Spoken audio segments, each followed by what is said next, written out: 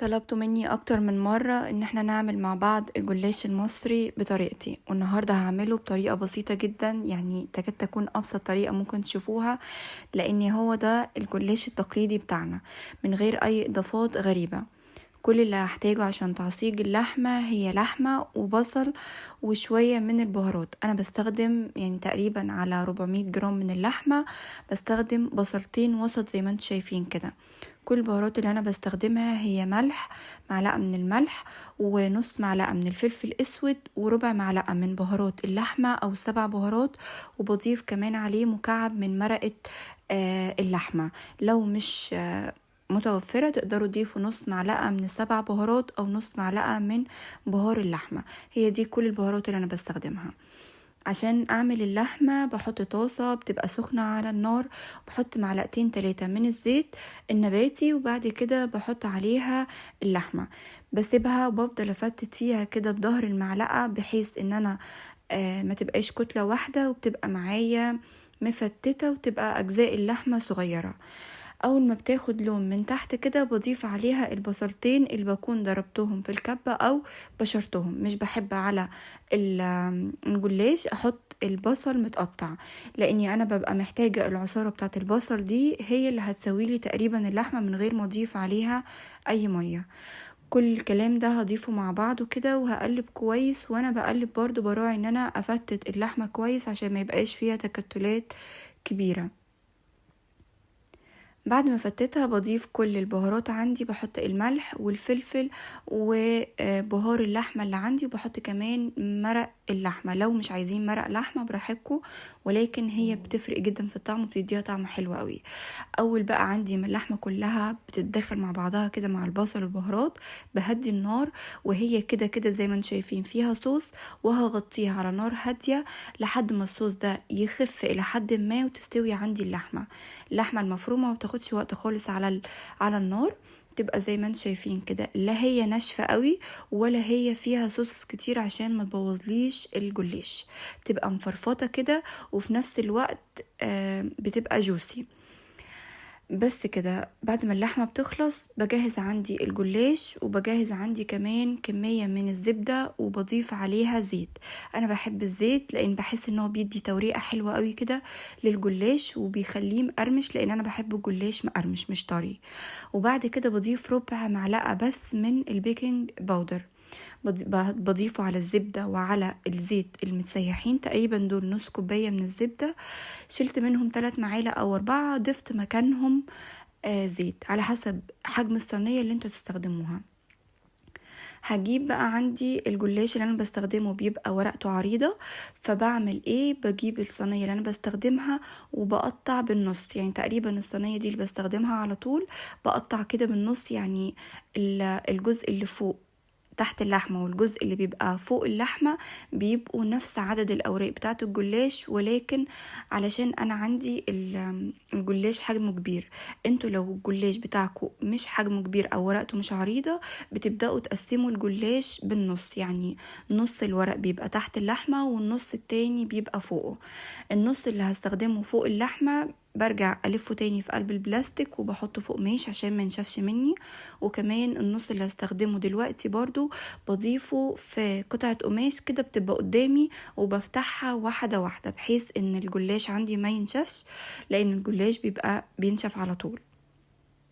كده تقريبا جهزت كل حاجة. هجيب بقى الصينية وهبدأ احط الطبقات.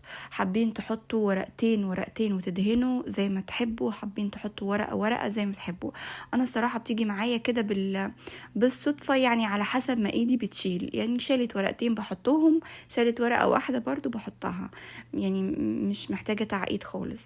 ببدأ ان انا احط السمنة بدهنها كويس، وانا بدهن بركز قوي على الاطراف وبنزلها كده كويس بحيث ان هي ما تبقاش عندي ناشفه، لان هي برضو مع الهواء بتنشف على طول وبيبقى مجلد كده ما بيبقاش حلو.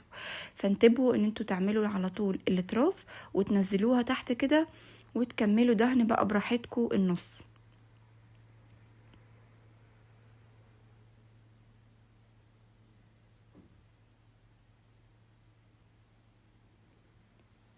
بضيف بقى الورقة كده وبيبقى عكس عكاس، يعني لو حطيت الورقة وتنيتها من ناحية اليمين، الورقة اللي بعدها بحطها وبتنيها من ناحية الشمال، عشان يبقى عندي ما يبقاش يعني جانب عن جانب مختلف، او في كمية جلاش كتيرة بتفرق برضو في القوام بتاع الجلاش وطعمه.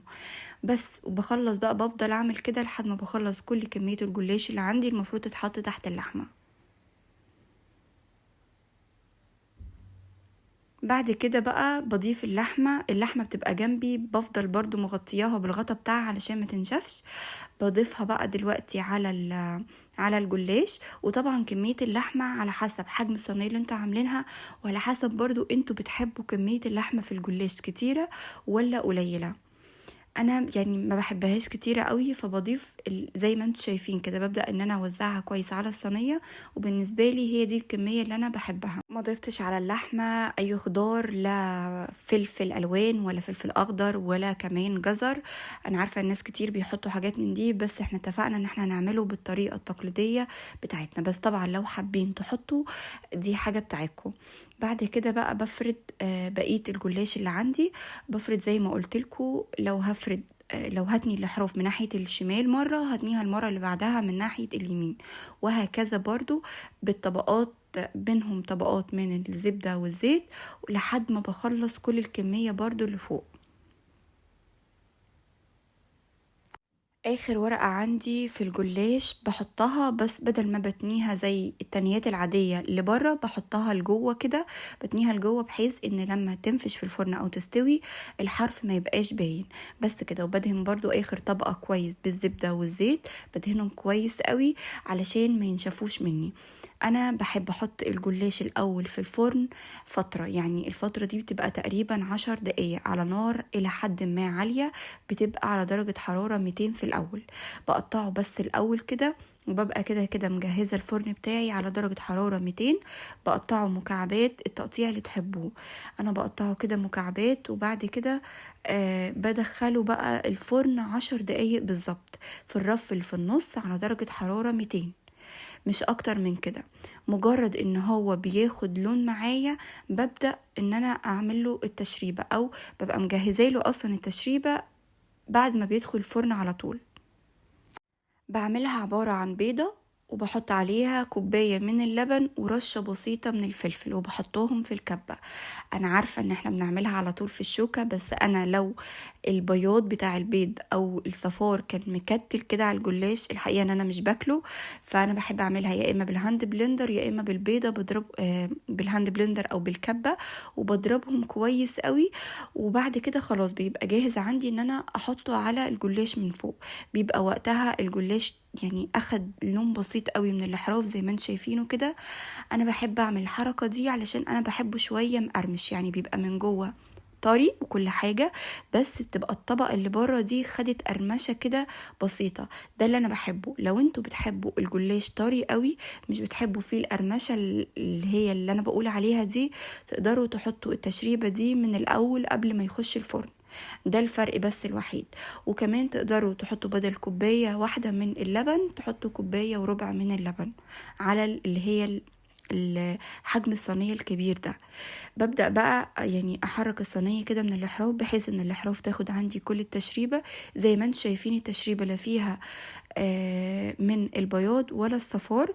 بدخلها بقى الفرن على نار هادية 180، بقلل تاني النار على 180 لحد ما بتستوي عندي من تحت. اول ما بتستوي من تحت ومحتاجة ان انا افتح لها الشواية، بعمل كده، بفتح لها الشواية لحد ما بتاخد لون، وبخرجه بقطعه بقى على نفس التقطيع اللي كنت مقطعاه عليها، وبقدمه في طبق تقديم عادي او من الصينيه اللي تحبوه. بيبقى واخد قرمشه كده من بره وطري من جوه، وبيبقى طعمه لذيذ جدا. جربوه بطريقتي وانا واثقه ان انتوا هتحبوه جدا.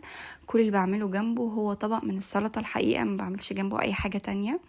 وبس كده، بديله بس رشه من البقدونس سواء فريش او مجفف، وبيبقى جاهز عندي. اتمنى الوصفه النهارده تكون عجبتكم، واتمنى كمان ان انتوا تجربوها وتقولي لي رايكم في الكومنتات. واللي بيعملوا زي كده يقولي في الكومنتات برضو. ولو في حد ليه اي اضافه او حاجه تانية بيعملها مختلفه، قوليلي في الكومنتات عشان اجربها كمان زيكم. واشوفكم ان شاء الله في وصفه جديده عن قريب. مع السلامه.